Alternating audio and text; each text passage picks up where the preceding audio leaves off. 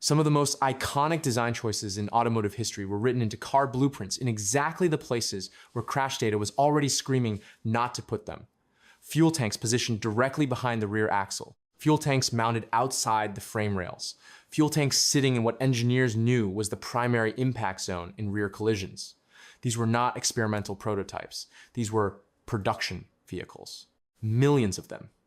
Sold to families who had no idea they were driving around with gasoline stored in the single worst possible location. And when I get to number 7, you will understand why one particular truck became the center of the largest product liability case in automotive history. Some of these placements were about cost. Some were about cargo space. And some you will look at and wonder how anyone ever signed off on the engineering drawings. Hit subscribe right now, because this is the kind of automotive history that does not make it into the sales brochures. Number 1. The Ford Pinto fuel tank mounted directly behind the rear axle with less than 10 inches of crush space. This was not hidden knowledge. Ford's own internal crash testing in 1971 showed that rear impacts above 25 miles per hour would rupture the tank and spray fuel into the passenger compartment. The Pinto was light, affordable, and sold over 3 million units between 1,971 and 1,980. It also became the textbook case study in engineering ethics. In a rear-end collision, that tank would be crushed between the rear bumper and the differential, a piece of solid metal with sharp bolts protruding forward. The bolts would puncture the tank. Fuel would pour out. If there was any spark from metal-on-metal contact, the car would ignite. Federal regulations now require fuel tanks to be positioned ahead of the rear axle or inside the frame rails, with reinforced protection and breakaway fittings that seal during impact. The Pinto was cheap to build and cheap to buy, and that fuel tank position saved Ford about $11 per car in manufacturing costs. That $11 bought you a fuel system that could turn a fender bender into a fireball. Beautiful economy car, completely indefensible fuel system design. And it took years of lawsuits and hundreds of burn victims before it was finally pulled from production. Number 2, the Chevrolet Corvair fuel tank sitting directly in the front crumple zone with no barrier between it and the bumper. The Corvair was a rear-engine car, which meant the front end had plenty of space. Chevrolet used that space to mount a fuel tank right up front, just inches behind the thin sheet metal bumper. In a frontal collision, that tank took the impact first. No frame rail in front of it. No crush structure. Just bumper, then tank, then firewall. Ralph Nader made this car famous in Unsafe at Any Speed, though he focused more on the handling than the fuel system. The fuel system deserved its own chapter. Modern regulations require fuel tanks to be positioned outside primary impact zones, with at least 12 inches of crushable structure in front and behind, plus rollover protection and pressure relief valves. The Corvair was innovative, stylish, and genuinely fun to drive. It also put your gasoline supply exactly where the other car's bumper was going to end up. Innovative design, nightmare fuel system, and it became the poster child for why federal safety standards had to become mandatory instead of optional. Number 3, the Jeep CJ Series fuel tank mounted outside the frame rails behind the rear axle. This was standard on CJ5, CJ7, and early Wrangler models built between 1,972 and 1,986. That tank was not protected by the frame. It was not shielded by the body. It hung outside the frame rails like a piece of luggage strapped to the side of the vehicle. In a side impact or a rear offset collision, that tank was the first thing to get hit. No structure between it and the other vehicle, just thin metal and gasoline. Crash testing showed that side impacts would crush the tank and rupture it instantly.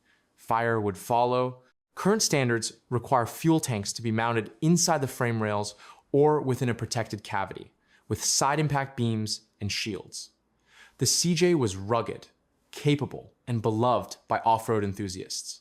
It also carried its fuel in a position that made it a liability in any collision involving another vehicle. Legendary off-roader. Completely exposed fuel supply, and it stayed in production for over a decade after engineers knew exactly how dangerous that placement was. Number 4, The Ford Mustang two-fuel tank system, with the main tank directly behind the rear seat and a secondary tank in the trunk. This showed up in Mustangs built between 1964 and 1973. The idea was to give the car better weight distribution and more fuel capacity. The execution put gasoline on both sides of the rear axle with minimal protection. The rear tank sat just inches behind the back seat with nothing but a thin metal panel separating it from the passenger compartment. In a rear collision, that tank would rupture and fuel would pour directly into the cabin. The trunk-mounted secondary tank was not much better. It sat low and exposed with no frame protection. Modern fuel systems require a single tank mounted ahead of the rear axle or within a reinforced compartment, with venting systems that prevent fuel spillage even if the tank is ruptured. The dual-tank Mustang had range and balance. It also had fuel sitting in two of the worst possible locations. Brilliant for road trips, terrible for survival in a crash. And it took federal mandating of crash testing before manufacturers stopped putting tanks wherever it was convenient. Number 5. The AMC Gremlin and Hornet fuel tank positioned directly behind the rear axle, with the filler neck running through the passenger compartment. Built between 1970 and 1977. These cars saved space by routing the fuel filler neck inside the car. You would open a small door on the rear quarter panel, and the filler neck would go straight through the interior body panel into the tank. In a rear-end collision, that filler neck would shear off and create a direct path for fuel to spray into the cabin. The tank itself was mounted tight against the rear axle, with almost no crush space.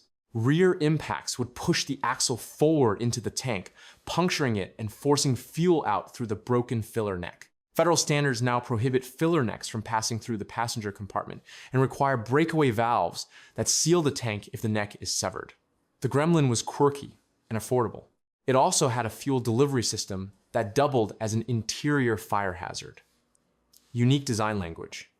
Absolutely unsafe fuel routing. And it is a perfect example of why crash standards cannot be left to manufacturer discretion. Number 6. The Volkswagen Beetle fuel tank mounted in the front trunk directly above the spare tire with no crash protection. This was standard on Beetles, built from the 1940s through 1977. The Beetle was rear engine, so the trunk was up front. Volkswagen put the fuel tank right there in the nose of the car with nothing in front of it but a curved piece of sheet metal and a piece of foam. In a frontal collision, that tank would be crushed immediately. The filler neck would shear, fuel would pour into the trunk and seep into the passenger compartment through the firewall vents. There was no reinforcement, no crumple zone designed to protect the tank, just a thin-walled metal container holding 15 liters of gasoline in the primary impact zone. Modern standards require fuel tanks to be positioned away from crumple zones with reinforced mounts, pressure relief, and shields that prevent puncture. The Beetle was charming, reliable, and one of the most successful cars ever made. It also kept your fuel supply exactly where the other car was going to hit you. Timeless design, unprotected fuel system, and it stayed that way for over 3 decades because crash testing was not required. Number 7.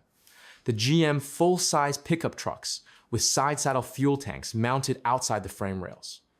This is the big one. These trucks were built between 1973 and 1987. Chevrolet C, K-Series, GMC Sierra, over 20 million vehicles. Those fuel tanks were mounted on the outside of the frame, just behind the cab, completely exposed to side impacts. In a collision, the other vehicle would hit the tank directly. No frame rail to absorb the impact, no shield, just a thin-walled steel tank that would rupture and spray fuel. The fire would start immediately. Hundreds of people died, thousands were burned. This became the largest product liability case in automotive history. GM knew from their own crash data that this placement was dangerous.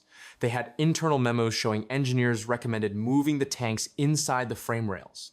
GM chose not to because it would reduce cargo space and cost more to manufacture. Federal standards now require fuel tanks to be mounted inside the frame or within a protected cavity with side impact shielding. These trucks were workhorses. reliable, powerful, capable of hauling anything you needed. They also carried fuel in a position that turned side impacts into infernos, iconic American trucks, lethal fuel tank placement. And GM fought the recalls for years because admitting the design was flawed would have cost billions. Number 8. The Datsun and early Nissan Z cars with fuel tanks mounted horizontally behind the rear axle and below the trunk floor. The 240Z, 260Z, and 280Z built between 1,969 and 1,000. 978 had a low-slung fuel tank that sat exposed beneath the rear of the car. It gave the car a low center of gravity and good weight distribution. It also put gasoline directly in the path of any rear-end collision. That tank was below the bumper line. In a rear impact, the other vehicle would ride up and over the bumper and crush the tank from above. The filler neck was also vulnerable, routed along the side of the car with minimal protection. Rear collisions would shear the neck and puncture the tank simultaneously. Modern regulations require tanks to be mounted within a protective structure and above the lowest point of the rear bumper to prevent underride crush. The Z cars were beautiful, fast, and affordable sports cars that brought Japanese performance to America. They also had fuel systems that were completely unprotected from the most common type of collision, legendary sports car, vulnerable fuel supply. And it was not until federal crash standards forced a redesign that Nissan moved the tank to a safer position. Number 9. The International Harvester Scout with a plastic fuel tank mounted outside the frame rails on early models. Built in the late 1970s, this was one of the first attempts to use plastic fuel tanks to save weight. The problem was not the material. The problem was the placement. That tank was mounted outside the frame rails on the passenger side, low and exposed, with no shielding. In a side collision, the plastic would crack and split. Fuel would pour out. The tank was also mounted with metal straps that would cut into the plastic during impacts, making the rupture worse. Plastic tanks are now standard, but they are required to be mounted inside protective structures with skid plates and impact shielding, and they must pass puncture resistance tests. The Scout was rugged and capable. It also pioneered lightweight fuel tanks by putting them in the exact wrong place. Innovative materials, terrible placement. And it showed the industry that new materials do not fix bad engineering decisions.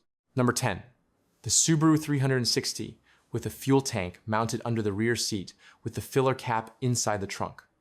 This tiny car was sold in the United States between 1,968 and 1,970. It weighed under 1,000 pounds. The fuel tank sat directly beneath the rear bench seat with a thin metal panel separating passengers from gasoline. The filler neck ran from the trunk through the seat structure into the tank. In a rear-end collision, the tank would be crushed upward into the seat. Fuel would flood the cabin. The filler neck would rupture and create a direct ignition source if there was any spark. Federal regulations now prohibit fuel tanks from being mounted directly beneath passenger seating and require sealed compartments with venting that directs fumes outside the cabin. The Subaru 360 was adorable and efficient. It also put you and your gasoline in the same small space with almost nothing in between. Cute economy car. Fuel system designed like a camp stove. And it is a reminder that small cars face the same physics as large ones when something goes wrong. Number 11. The DeLorean DMC. 1-2 with a fuel tank mounted in a fiberglass compartment behind the engine with poor ventilation. Built between 1,981 and 1,983, the DeLorean was rear engine, so the fuel tank was mounted in the back. The problem was the material surrounding it. That entire rear section was fiberglass. Fiberglass does not absorb impact, it shatters. In a rear-end collision, the fiberglass body would crack and the fuel tank would be exposed with no structural protection. The compartment also had poor ventilation. Fuel vapors would accumulate. Any spark from the electrical system or the engine could ignite those vapors even without a tank rupture. Modern standards require fuel tank compartments to be vented, sealed from the passenger cabin, and constructed from materials that provide impact resistance. The DeLorean was a dream car. Stainless steel body, gull-wing doors, movie star looks. It also stored fuel in a fiberglass box with an engine that ran hot. Iconic design, questionable fuel containment. And it is one of the reasons fiberglass sports cars had to meet the same crash standards as everything else. Number 12. The Fiat 500 and 600 with fuel tanks mounted in the front compartment with a spare tire and no isolation from the cabin. These tiny Italian cars were imported to the United States in the 1960s. The fuel tank sat in the front trunk area, which was also where air entered the cabin ventilation system. Fuel vapors would seep into the cabin during normal operation. In a crash, the tank would rupture and fuel would flood the front compartment, and because the ventilation pulled air from that area, fumes would be drawn directly into the cabin. There was no sealed barrier, no vapor recovery, no crash structure protecting the tank. Federal regulations now require fuel systems to be completely sealed from the passenger cabin with dedicated venting that directs vapors outside the vehicle. The Fiat 500 was charming and economical. It also shared its air supply with its fuel tank. Adorable city car, vapor-filled passenger cabin. And it is a textbook example of why fuel system isolation became mandatory. Number 13. The Toyota Hilux and early Tacoma models with plastic fuel tanks mounted low and exposed beneath the bed. Built through the 1990s, these trucks had lightweight plastic tanks mounted outside the frame rails beneath the truck bed. The tanks were low, unshielded, and vulnerable to anything you drove over. A rock, a curb, a piece of road debris. The tank would scrape, crack, and eventually rupture. In side collisions, the tank would be crushed between the impacting vehicle and the frame rail. Modern standards require skid plates, impact shields, and mounting points that position the tank within a protective cavity. The Hilux was indestructible in almost every other way. You could drive it off a cliff and it would still start. But that fuel tank was the weak point. Legendary reliability, unprotected fuel supply. And it took years of field failures before manufacturers started shielding plastic tanks the same way they shielded metal ones. Number 14, the Renault Dauphine with a fuel tank mounted in the engine compartment directly above the exhaust manifold. Sold in the United States in the late 1950s and early 1960s, this was a rear-engine car. The fuel tank sat in the engine bay, inches above the hottest part of the engine. The heat would cause fuel to vaporize. Vapors would accumulate in the engine compartment. Any electrical spark or backfire could ignite those vapors. The tank was also made of thin metal with no heat shielding. Over time, the heat would weaken the metal and cause leaks. Federal standards now prohibit fuel tanks from being mounted near exhaust components and require heat shields, vapor recovery, and temperature-resistant materials. The Dauphine was quirky and affordable. It also kept gasoline directly above a glowing hot piece of metal. French engineering. Fuel system designed like a Bunsen burner. And it is why modern fuel systems treat heat as seriously as they treat impact. Number 15. The Chevrolet Corvette C3 with a fuel tank mounted behind the seats in a fiberglass body with no firewall. Built between 1968 and 1982, the C3 had a fiberglass body and a fuel tank mounted just behind the passenger compartment. There was no metal firewall separating the tank from the cabin, just fiberglass and upholstery. In a rear-end collision, the tank would rupture and fuel would pour directly into the cabin. Fiberglass would crack. Fuel would ignite. The entire rear section would be engulfed. Modern standards require a sealed metal firewall between the fuel system and the passenger cabin, along with crash-worthy tank mounts and pressure relief valves. The C3 Corvette was beautiful, fast, and one of the most iconic American sports cars ever made. It also had gasoline sitting inches behind your head, with nothing but fiberglass in between. Timeless design. Fuel system with no isolation. And it is a reminder that even the most celebrated cars were built before crash survival was part of the design brief. Number 16. The Dodge Aspen and Plymouth Volare with fuel tanks mounted against the rear axle with no shield or crush space.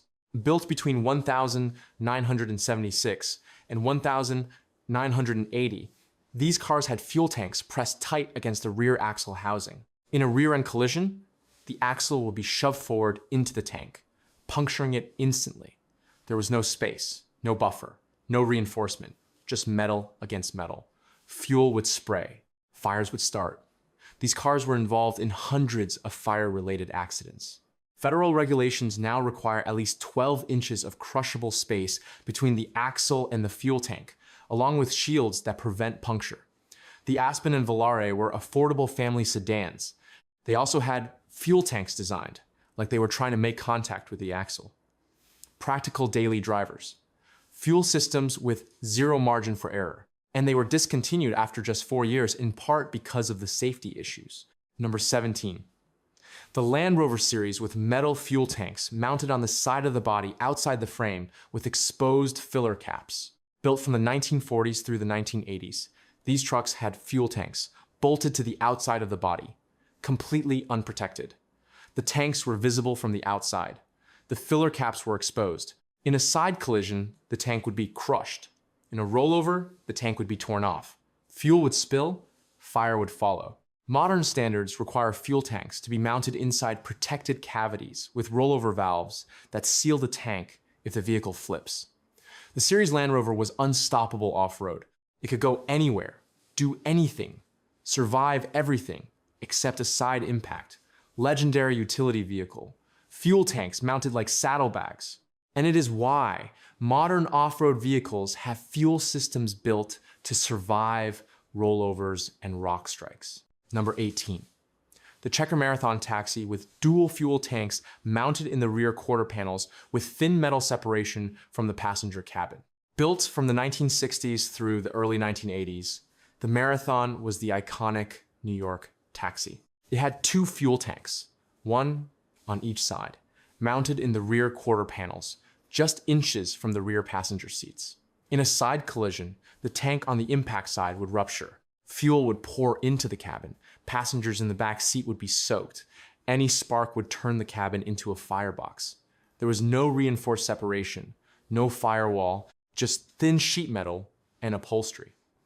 Federal standards now require fuel tanks to be isolated from the passenger cabin with sealed firewalls and crash-resistant mounts. The Checker Marathon was spacious, durable, and perfectly suited for taxi service. It also carried gasoline in the same compartment where passengers sat. Iconic taxi, fuel system that shared space with paying customers. And it ran for 2 decades before safety standards forced it off the road. Every single one of these fuel tank placements was a choice. Engineers knew where impacts happened. Crash data was available, the technology to mount tanks safely existed, but cargo space, cost, weight distribution, and manufacturing convenience won over crash survival. These were not accidents. These were decisions. Decisions that were made until federal regulations forced manufacturers to prioritize the people inside the vehicle over the people in the accounting department. Next time you fill up your car and notice how far back that fuel door is, or how heavy and protected that filler neck feels, or how deeply recessed the tank is within the frame, remember what it replaced. Thin metal, exposed placement, no crush space, no shields, just gasoline sitting, exactly where the crash data said it should not be. Drop a comment and tell me which one of these shocked you the most. And if you want the full breakdown of every major automotive safety regulation, what it replaced, and the crash data that forced the change, I have got that linked in the description. Next time, I'm covering the safety features that automakers quietly removed in the last 10 years that nobody noticed were gone. Some of them you used every single day, or you thought you did.